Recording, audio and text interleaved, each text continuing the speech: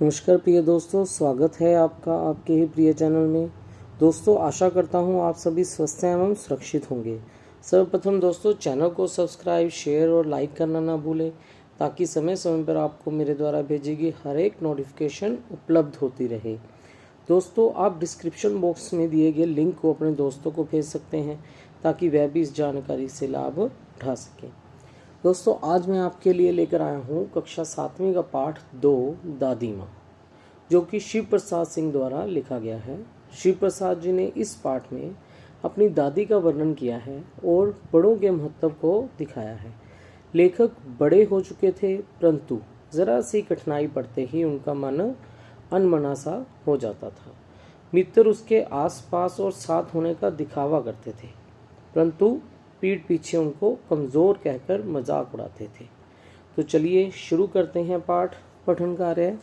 दादी माँ। कमज़ोरी ही है अपनी, पर सच तो यह है कि ज़रा सी कठिनाई पड़ते बीसों गर्मी, बरसात और बसंत देखने के बाद भी मेरा मन सदा नहीं तो प्रायः अनमना सा हो जाता था। मेरे शुभचिंतक मित्र मुंह पर मुझे प्रसन्न करने के लिए आने वाली छुट्टियों की सूचना देते हैं और पीठ पीछे मुझे कमज़ोर और ज़रा सी प्रतिकूलता से घबराने वाला कहकर मेरा मजाक उड़ाते हैं। मैं सोचता हूँ, अच्छा, अब कभी उन बातों को ना सोचूंगा। ठीक है, जाने दो, सोचने से होता ही क्या है। पर बरबस मेरी आँखों के सामने शरद की शीत किरणों के समान स्वच्छ शीतल किसी की धुंधली छाया नाच उठती है। मुझे लगता है जैसे क्वार के दिन आ गए हैं। क्वार जो होता है अश्विन का महीना होता है, जिसे मार्च का महीना भी कहते हैं। मेरे गांव के चारों ओर पानी ही पानी हिलोरे ले रहा है। दूर के सिवान से बहकर आए हुए, सिवान होता है किसी बहाव को, यानी कि नाले को बोलते हैं सिवान, मोथा और साई की अधगली घासें। मोथा और साई ये खेतों में उगने वाली घास है। मोथा और साई, बेऊर और वन प्याज की जड़ें तथा नाना प्रकार की बरसाती घासों के बीज। ये बेऊर और वन प्याज भी क्या है? खेतों में उगने वाली घासों की जड़ें हैं। सूरज की गर्मी में खौलते हुए पानी में सड़क कर एक विचित्र गंध छोड़ रहे हैं। रास्तों में कीचड़ सूख गया है और गांव के लड़के किनारों पर झाग भरे जलाशयों में धमाके से कूद रहे हैं। अपने अपने मौसम की अपनी अपनी बातें होती हैं। आषाढ़ में आम और जामुन ना मिले। आषाढ़ क्या है जी? गर्मी का महीना है, कुछ बारिश होती है जिसमें चिंता नहीं। अगहन में चिवड़ा। चिवड़ा क्या होता है जी? चिवड़ा किसे बोलते हैं? चिवड़ा होता है पोहे जो चावलों की तरह एक चपटा रूप है। ठीक है जी। अगहन क्या है? अगहन है जी पोष का महीना। गुड़ ना मिले, दुख नहीं। चैत के दिनों में लाई के साथ गुड़। चैत होता है, चैत्र मास को बोलते हैं। ठीक है जी। आगे देखिए क्या है कि पट्टी ना मिले, अफसोस नहीं, पर कवार, कवार के दिनों में इस गंधपूरन झाग भरे जल में कूदना ना हो तो बड़ा बुरा मालूम होता है। कवार महीने का नाम है। मैं भीतर हुड़क रहा था। हुड़क क्या होता है जी? चाहत, यानी किसी चीज़ को पाने की चाहत। 2-1 दिन में तो कूद सका था। नहा धोकर बीमार हो गया। हल्की बीमारी न जाने क्यों मुझे अच्छी लगती है। थोड़ा थोड़ा ज्वर हो। ज्वर क्या होता है जी? बुखार या ताप। सर में साधारण दर्द और खाने के लिए दिन भर नींबू और साबू। साबू किसे बोलते हैं जी? साबूदाना को। लेकिन इस बार ऐसी चीज नहीं थी। जो चढ़ा तो चढ़ता ही गया, रजाई पर रजाई, और उतरा रात 12 बजे के बाद। दिन में मैं चादर लपेटे सोया था। दादी माँ आई, शायद नहाकर आई थी। उसी झाग वाले जल में पतले दुबले स्नेह सने शरीर पर सफ़ेद किनारीहीन धोती, सन से सफ़ेद बालों के सिरों पर सध्य सध्य किसे बोलते हैं जी, रुई जूट, टपके हुए जल की शीतलता। आते ही उन्होंने सर पेट छुए, आंचल की गांठ खोल किसी अदृश्य शक्ति धारी के चबूतरे की मिट्टी मुंह में डाली, माथे पर लगाई। दिन रात चारपाई के पास बैठी रहती, कभी पंखा जलती, कभी जलते हुए हाथ पैर कपड़े में सहलाती, सर पर दालचीनी का लेप करती और 20 बार छू छू कर ज्वर का अनुमान करती। हांडी क्या होता है जी, एक घड़े को बोलते हैं हांडी, में पानी आया कि नहीं, उसे पीपल की छाल में छोंका कि नहीं, खिचड़ी में मूंग की दाल एकदम मिल तो गई है, कोई बीमार के घर में सीधे बाहर से आकर तो नहीं चला गया, आदि लाखों प्रश्न पूछ पूछ कर घर वालों को परेशान कर देती। दादी माँ को गंवई गांव की 50 किस्म की दवाओं के नाम याद थे। गांव में कोई बीमार होता, उसके पास पहुंचती और वहाँ भी वही काम, हाथ छूना, माथा छूना, पेट छूना, फिर भूत से लेकर मलेरिया, सरसाम, मलेरिया बीमारी का नाम है, सरसाम, कंपकपी जिस पर सिर पर चढ़ने वाला बुखार, सरसाम, निमोनिया ये भी बीमारी है, तक का अनुमान विश्वास के साथ सुनाती।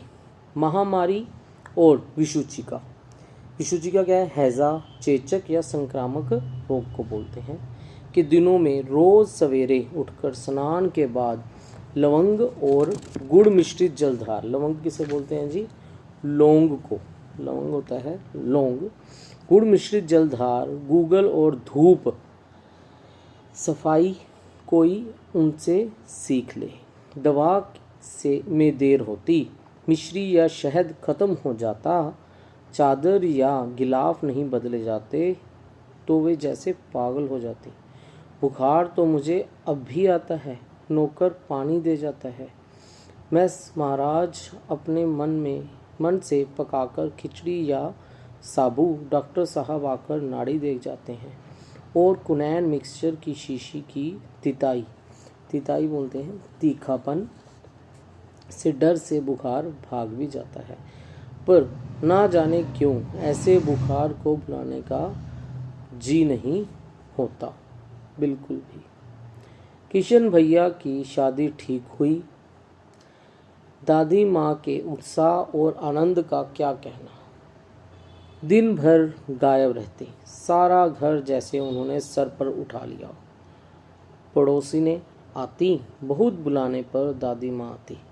बहन बुरा ना मानना, कारप्रोजन क्या है जी, काम का उद्देश्य का घर ठहरा, एक काम अपने हाथ से ना करूं तो होने वाला नहीं।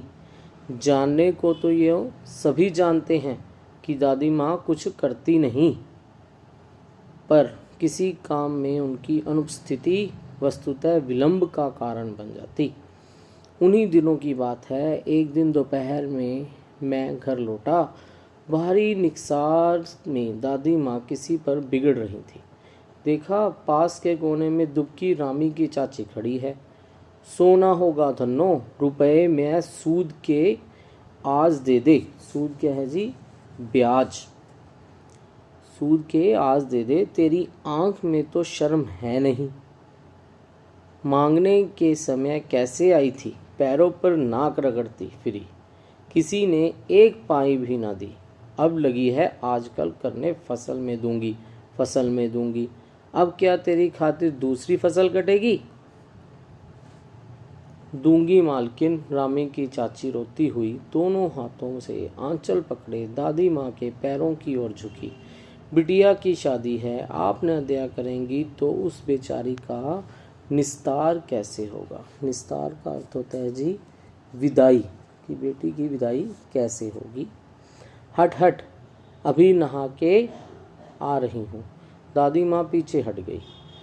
जाने दो दादी, मैंने इस अप्रिय प्रसंग को हटाने की गर्ज से कहा। बेचारी गरीब है, दे देगी कभी। चल चल, चला है समझाने। मैं चुपके से आंगन की ओर चला गया। कई दिन बीत गए, मैं इस प्रसंग को एकदम भूला सा गया। एक दिन रास्ते में रामी की चाची मिली। वह दादी को पूतो फलो दूधो नहाओ का आशीर्वाद दे रही थी। मैंने पूछा, क्या बात है धन्नो चाची? तो उसने विहल होकर कहा, विहल यानी के घबराए हुआ, विहल होता है घबराया हुआ। उरीन हो गई बेटा। उरीन होता है जी ऋण मुक्त।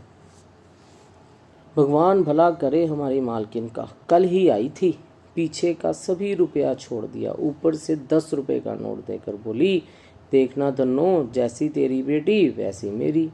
10-5 के लिए हंसाई ना हो, देवता है बेटा, देवता। उस रोज तो बहुत डांट रही थी। मैंने पूछा, वह तो बड़े लोगों का काम है बाबू, रुपया देकर डांटे भी ना तो लाभ क्या।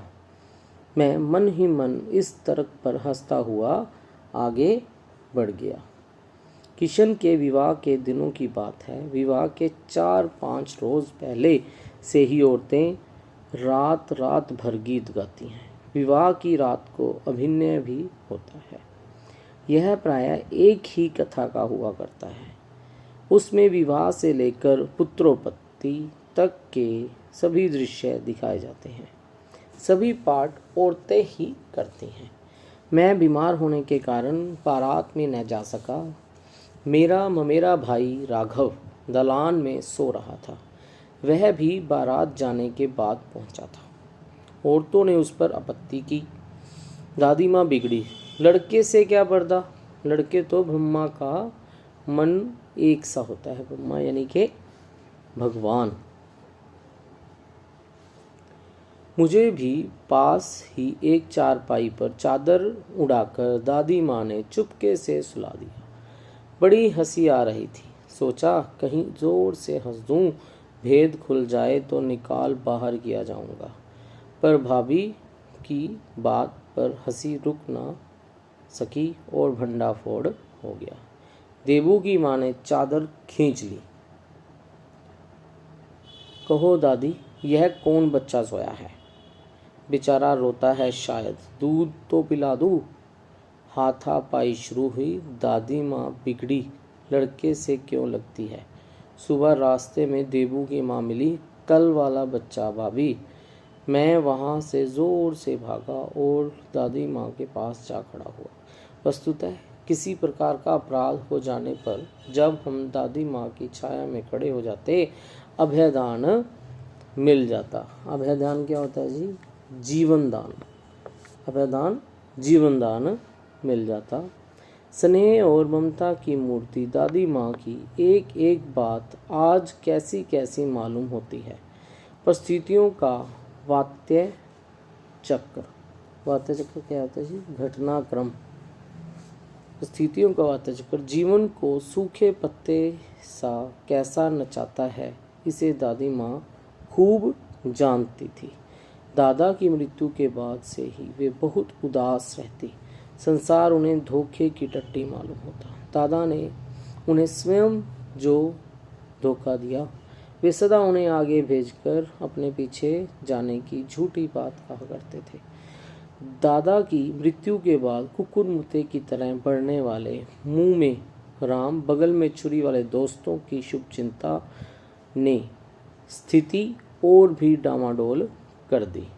दादा के श्राद्ध में दादी माँ के मना करने पर भी पिताजी ने जो अतुल संपत्ति व्यय यानी कि खर्च की थी, वह घर की तो थी नहीं। दादी माँ अक्सर उदास रहा करती। माघ के दिन में, माघ का जो महीना होता है हिंदी कैलेंडर के अनुसार, जो माघ का महीना है उसे 11वां महीना कहा जाता है। माघ का महीने के दिन थे, कड़ाके का जाड़ा पड़ रहा था। पछुआ का सन्नाटा, पछुआ यानी कि पश्चिमी हवाएं, पछुआ का सन्नाटा और पाले की शीत हड्डियों में घुसी पड़ती। शाम को मैंने देखा दादी माँ गीली धोती पहने कोने वाले घर में एक संदूर पर दिया जलाए हाथ जोड़कर बैठी है। उनकी स्नेह कातर आंखों में मैंने आंसू कभी नहीं देखे थे। मैं बहुत देर तक मन मारे उनके पास बैठा रहा। उन्होंने आंखें खोली। दादी माँ, मैंने धीरे से कहा, क्या है रे, तू यहाँ क्यों बैठा है? दादी माँ, एक बात पूछूं, बताओगी ना? मैंने उनकी स्नेहपूर्ण आंखों की ओर देखा। क्या है, पूछ। तुम रोती थी? दादी माँ मुस्कुराई। पागल, तूने कभी खाना भी नहीं खाया ना? चल चल, धोती तो बदल लो। दादी माँ, मैंने कहा, मुझे सर्दी गर्मी नहीं लगती बेटा। वे मुझे खींचती रसोई में ले गई। सुबह मैंने देखा चारपाई पर बैठे पिताजी और किशन भैया मन मारे कुछ सोच रहे हैं। दूसरा चारा ही क्या है। बाबू बोले, रुपया कोई देता नहीं, कितने के तो अभी पिछले भी बाकी हैं। वे रोने रोने से हो गए। रोता क्यों है रे? दादी माँ ने उनका माथा सहलाते हुए कहा, मैं तो अभी हूँ ही। उन्होंने संदूक खोलकर एक चमकती सी चीज़ निकाली। तेरे दादा ने यह कंगन मुझे इसी दिन के लिए पहनाया था। उनका गला भर आया। मैंने उसे पहना नहीं, इसे सहेज कर रखती आई हूँ। यह उनके वंश की निशानी है। उन्होंने आंसू पोंछकर कहा, पुराने लोग आगा पीछा सब सोच लेते थे बेटा। सचमुच मुझे दादी माँ शापभ्रष्ट देवी सी लगी। शापभ्रष्ट यानी कि शाप से मुक्त। धुंधली छाया विलीन हो गई। मैंने देखा दिन काफ़ी चढ़ आया है। पास के लंबे खजूर के पेड़ से उड़कर एक कौआ अपनी घिनौनी काली पांखें फैलाकर मेरी खिड़की पर बैठ गया। हाथ में अब भी किशन भैया का पत्थर कांप रहा है। काली चींटियों सी कतारें धूमिल हो रही हैं। आंखों पर विश्वास नहीं होता। मन बार बार अपने से ही पूछ बैठता है, क्या सचमुच दादी माँ नहीं रही? तो दोस्तों, ये था पाठ दादी माँ। आशा है दोस्तों आपको संपूर्ण पाठ समझ आया होगा। आगे भी अन्य पाठों की जानकारी के लिए मेरे चैनल को सब्सक्राइब, शेयर और लाइक करना ना भूलें। कोई आपको आपत्ति हो या आप कुछ कहना चाहते हो तो कमेंट बॉक्स में कमेंट ज़रूर करें। धन्यवाद।